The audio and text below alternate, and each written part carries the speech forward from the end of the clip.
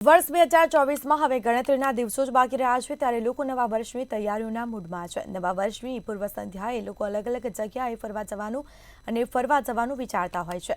હરવા ફરવાનું બધા લોકોને પસંદ હોય છે। મોટાભાગના લોકો પરિવાર સાથે ફરવાનો પ્લાન બનાવતા હોય છે। ડિસેમ્બરમાં ઠંડીમાં લોકો ગોવા ફરવાનો પ્લાન બનાવી રહ્યા છે। સાથે જ બરફની મજા માણવા માટે, સ્નોફોલનો આનંદ લેવા માટે ગુલમર્ગ, હિમાચલ, કાશ્મીર ડેસ્ટિનેશન સિલેક્ટ કરી રહ્યા છે।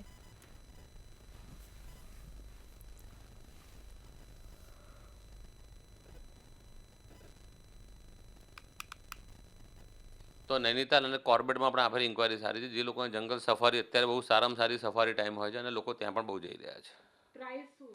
પ્રાઇસની એવરેજ વાત કરીએ તો જે સામાન્ય દિવસમાં હોય, વિન્ટરમાં આમ તો હિલ સ્ટેશનમાં ઓપ્શન ઘણા દિવસ પણ અત્યારે સિઝન જેટલા રેટ એટલે કે સમરના રેટ જે હોય છે વેકેશનના એ રેટ થઈ ગયા છે અત્યારે પર્ટિક્યુલર 25 તારીખથી લઈ અને 1 જાન્યુઆરી સુધીમાં।